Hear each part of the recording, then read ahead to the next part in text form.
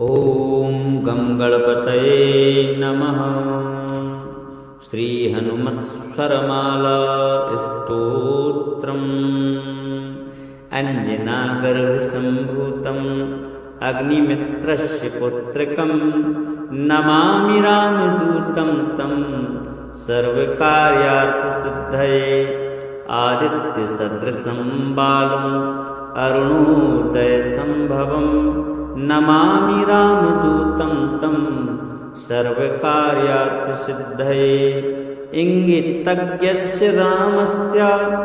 दूतकार्यपरायणं नमामि रामदूतं तं सर्वकार्यार्थसिद्धये। ईश्वरस्यांशसम्भूतम् ईषिणारहितं हरिं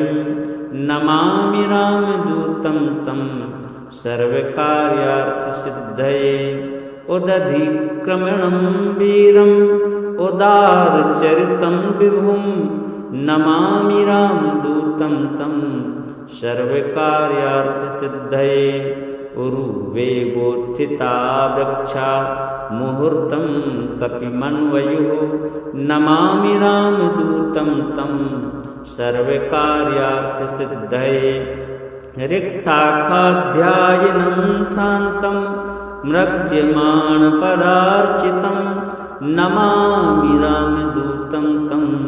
सर्वकार्यार्थसिद्धये।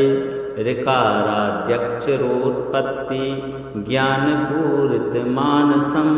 नमामि रामदूतं तं सर्वकार्यार्थसिद्धये। इत्यादिवर्णानाम्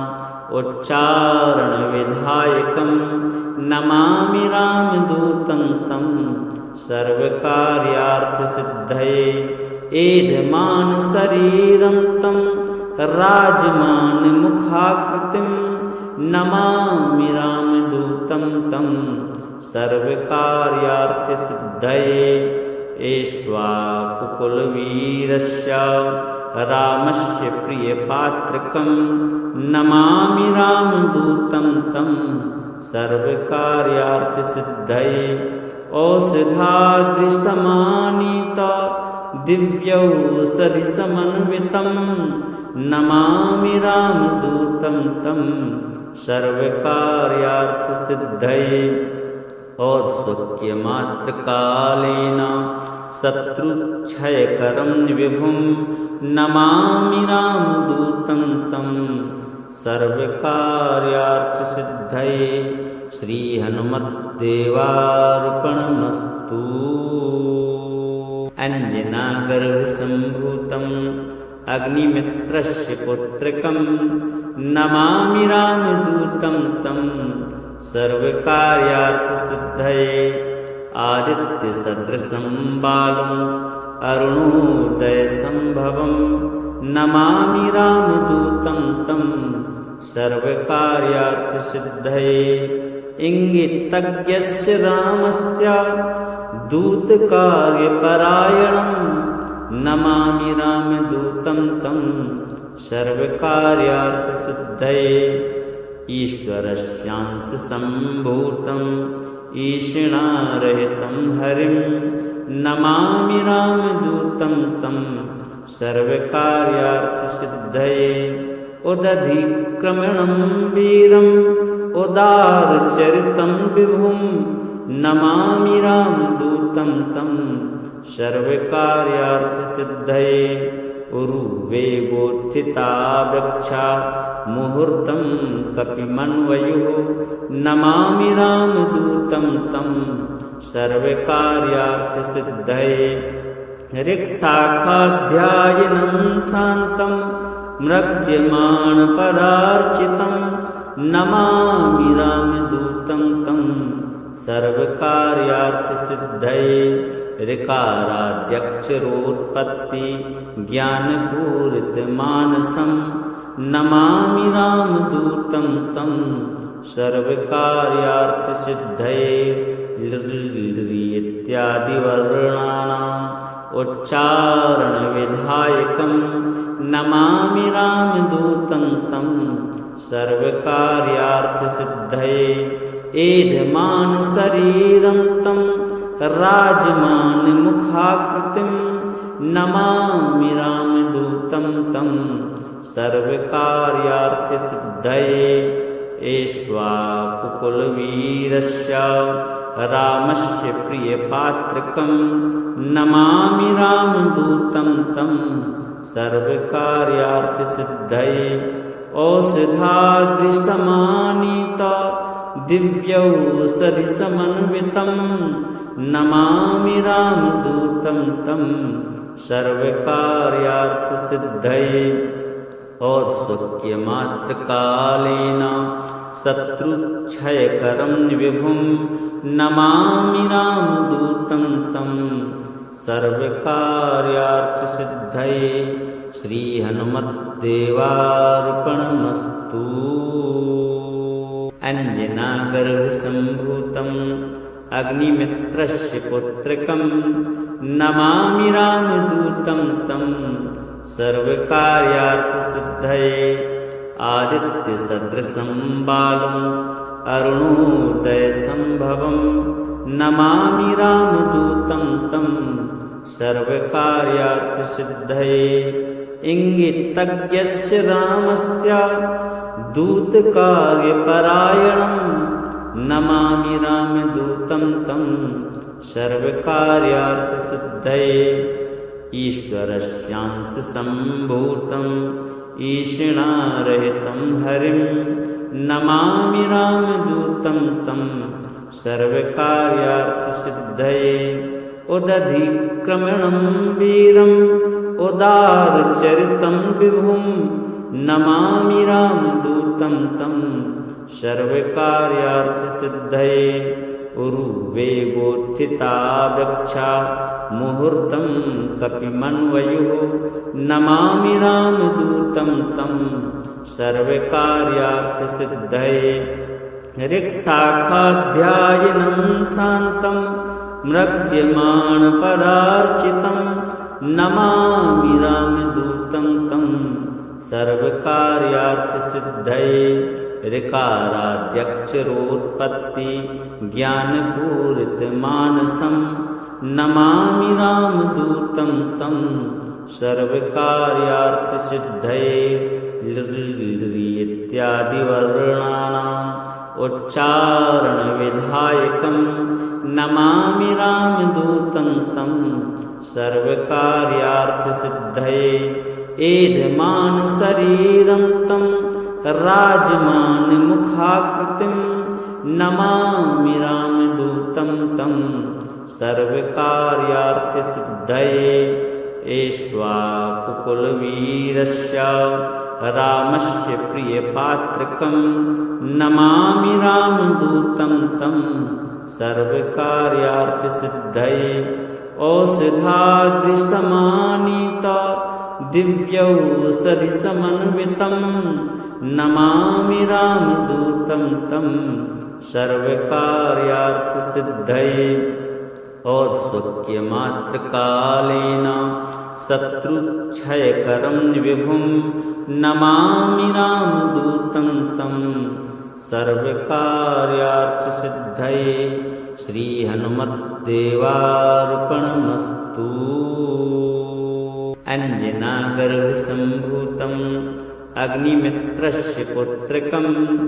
नमामि रामदूतं तं सर्वकार्यार्थसिद्धये आदित्यसदृशं बालम् अरुणोदयसम्भवं नमामि रामदूतं तं सर्वकार्यार्थसिद्धये इंगितज्ञस्य रामस्य दूतकार्यपरायणं नमामि रामदूतं तं सर्वकार्यार्थसिद्धये ईश्वरस्यांशसम्भूतं ईषिणारहितं हरिं नमामि रामदूतं तं सर्वकार्यार्थसिद्धये उदधिक्रमणं वीरम् उदारचरितं विभुं नमामि रामदूतं तं सर्वकार्यार्थसिद्धये उरुवेगोत्थिता वृक्षा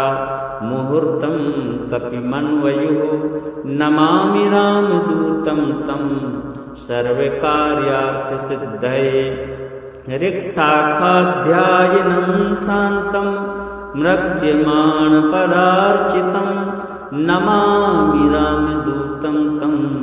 सर्वकार्यार्थसिद्धये ऋकाराद्यक्षरोत्पत्ति ज्ञानपूरितमानसं नमामि रामदूतं तं सर्वकार्यार्थसिद्धये इत्यादिवर्णानाम् उच्चारणविधायकं नमामि रामदूतं तं सर्वकार्यार्थसिद्धये एधमानशरीरं तं राजमानमुखाकृतिं नमामि रामदूतं तं सर्वकार्यार्थसिद्धये ऐक्ष्वाकुकुलवीरस्य रामस्य प्रियपात्रकं नमामि रामदूतं तं सर्वकार्यार्थसिद्धये औषधादृशमानीत दिव्यौषधिसमन्वितं नमामि रामदूतं तं सर्वकार्यार्थसिद्धये औत्सुक्यमात्रकालेन शत्रुक्षयकरं विभुं नमामि रामदूतं तं सर्वकार्यार्थसिद्धये श्रीहनुमद्देवार्पणमस्तु अंजनागर्भसम्भूतम् अग्निमित्रस्य पुत्रकं नमामि रामदूतं तं सर्वकार्यार्थसिद्धये आदित्यसदृशं बालम् अरुणोदयसम्भवं नमामि रामदूतं तं सर्वकार्यार्थसिद्धये इंगितज्ञस्य रामस्य दूतकार्यपरायणं नमामि रामदूतं तं सर्वकार्यार्थसिद्धये ईश्वरस्यांशसम्भूतं ईषिणारहितं हरिं नमामि रामदूतं तं सर्वकार्यार्थसिद्धये उदधिक्रमणं वीरम् उदारचरितं विभुं नमामि रामदूतं तं सर्वकार्यार्थसिद्धये उरुवेगोत्थिता वृक्षा मुहूर्तं कपिमन्वयुः नमामि रामदूतं तं सर्वकार्यार्थसिद्धये ऋक्शाखाध्यायिनं शान्तं म्रज्यमाणपदार्चितं नमामि रामदूतं तं सर्वकार्यार्थसिद्धये ऋकाराद्यक्षरोत्पत्ति ज्ञानपूरितमानसं नमामि रामदूतं तं सर्वकार्यार्थसिद्धये इत्यादिवर्णानाम् उच्चारणविधायकं नमामि रामदूतं तं सर्वकार्यार्थसिद्धये एधमानशरीरं तं राजमानमुखाकृतिं नमामि रामदूतं तं सर्वकार्यार्थसिद्धये ऐक्ष्वाकुकुलवीरस्य रामस्य प्रियपात्रकं नमामि रामदूतं तं सर्वकार्यार्थसिद्धये औषधादृशमानीत दिव्यौषधिसमन्वितं नमामि रामदूतं तं सर्वकार्यार्थसिद्धये औत्सुक्यमात्रकालेन शत्रुक्षयकरं विभुं नमामि रामदूतं तं सर्वकार्यार्थसिद्धये श्रीहनुमद्देवार्पणमस्तु अंजनागर्भसम्भूतम् अग्निमित्रस्य पुत्रकं नमामि रामदूतं तं सर्वकार्यार्थसिद्धये आदित्यसदृशं बालम् अरुणोदयसम्भवं नमामि रामदूतं तं सर्वकार्यार्थसिद्धये इंगितज्ञस्य रामस्य दूतकार्यपरायणं नमामि रामदूतं तं सर्वकार्यार्थसिद्धये ईश्वरस्यांशसम्भूतं ईशिणारहितं हरिं नमामि रामदूतं तं सर्वकार्यार्थसिद्धये उदधिक्रमणं वीरम् उदारचरितं विभुं नमामि रामदूतं तं सर्वकार्यार्थसिद्धये उरुवेगोत्थिता वृक्षा मुहूर्तं कपिमन्वयुः नमामि रामदूतं तं सर्वकार्यार्थसिद्धये ऋक्शाखाध्यायिनं शान्तं म्रज्यमाणपदार्चितं नमामि रामदूतं तं सर्वकार्यार्थसिद्धये ऋकाराद्यक्षरोत्पत्ति ज्ञानपूरितमानसं नमामि रामदूतं तं सर्वकार्यार्थसिद्धये इत्यादिवर्णानाम् उच्चारणविधायकं नमामि रामदूतं तं सर्वकार्यार्थसिद्धये एधमानशरीरं तं राजमानमुखाकृतिं नमामि रामदूतं तं सर्वकार्यार्थसिद्धये ऐक्ष्वाकुकुलवीरस्य रामस्य प्रियपात्रकं नमामि रामदूतं तं सर्वकार्यार्थसिद्धये औषधाद्रिसमानीत दिव्यौषधिसमन्वितं नमामि रामदूतं तं सर्वकार्यार्थसिद्धये औत्सुक्यमात्रकालेन शत्रुक्षयकरं विभुं नमामि रामदूतं तं सर्वकार्यार्थसिद्धये श्रीहनुमद्देवार्पणमस्तु अंजनागर्भसम्भूतम् अग्निमित्रस्य पुत्रकं नमामि रामदूतं तं सर्वकार्यार्थसिद्धये आदित्यसदृशं बालम् अरुणोदयसम्भवं नमामि रामदूतं तं सर्वकार्यार्थसिद्धये इंगितज्ञस्य रामस्य दूतकार्यपरायणं नमामि रामदूतं तं सर्वकार्यार्थसिद्धये ईश्वरस्यांशसम्भूतं ईशिणारहितं हरिं नमामि रामदूतं तं सर्वकार्यार्थसिद्धये उदधिक्रमणं वीरम् उदारचरितं विभुं नमामि रामदूतं तं सर्वकार्यार्थसिद्धये उरुवेगोत्थिता वृक्षा मुहूर्तं कपिमन्वयुः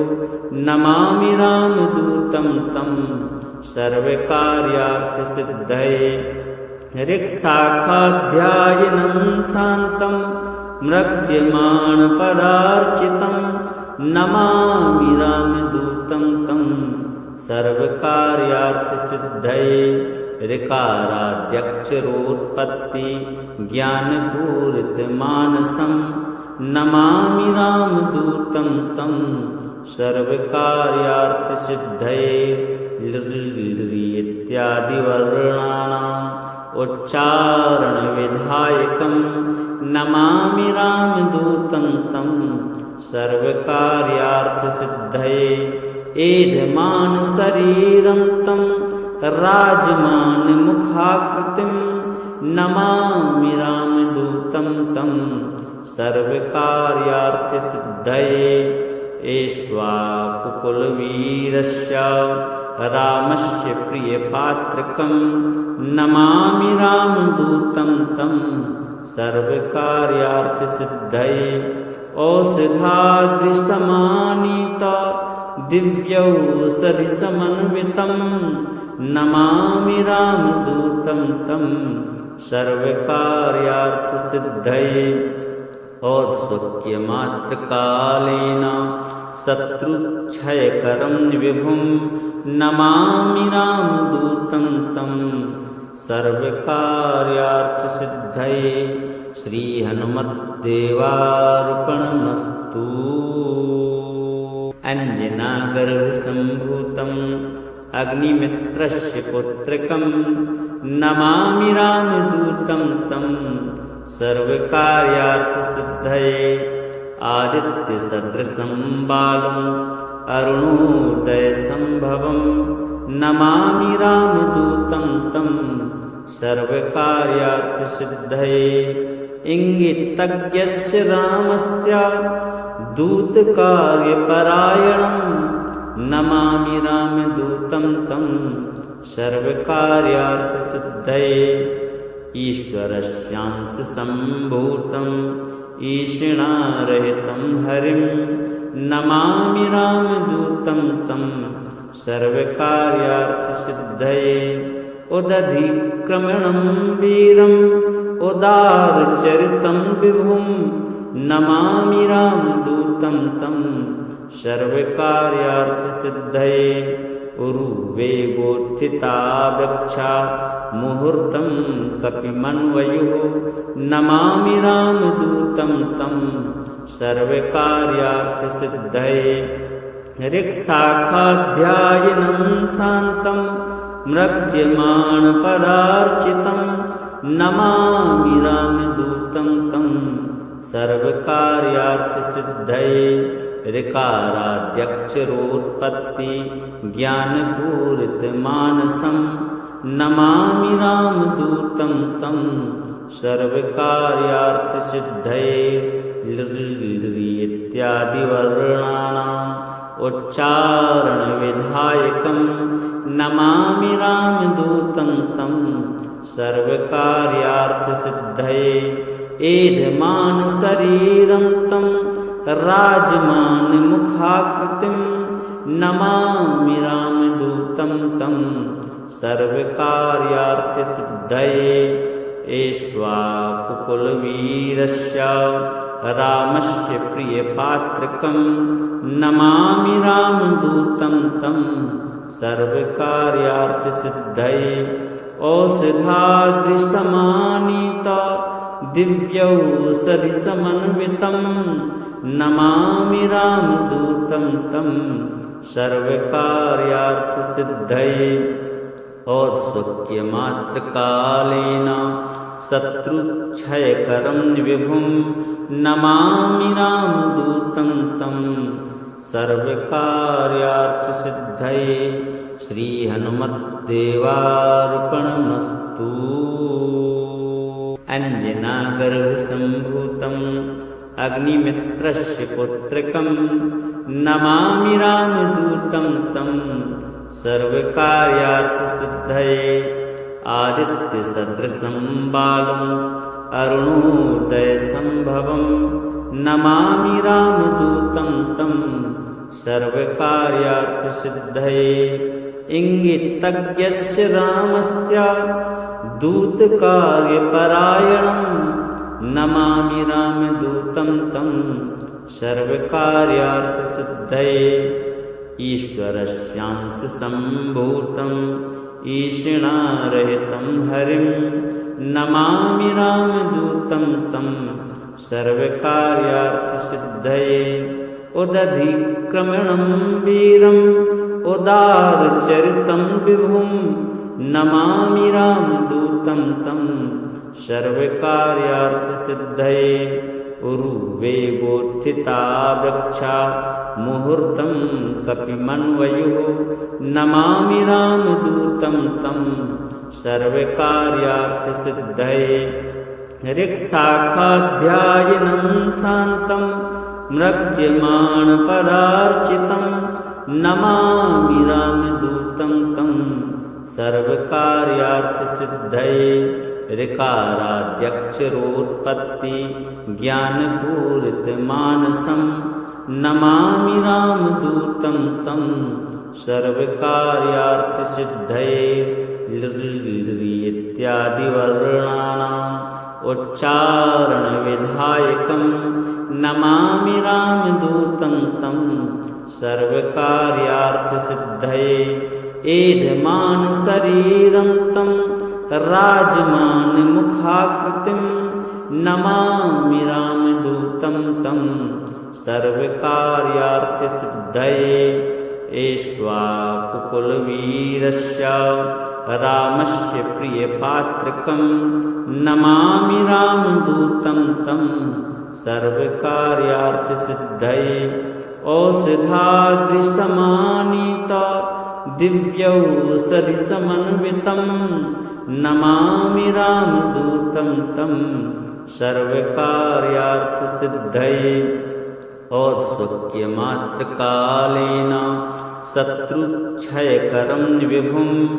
नमामि रामदूतं तं सर्वकार्यार्थसिद्धये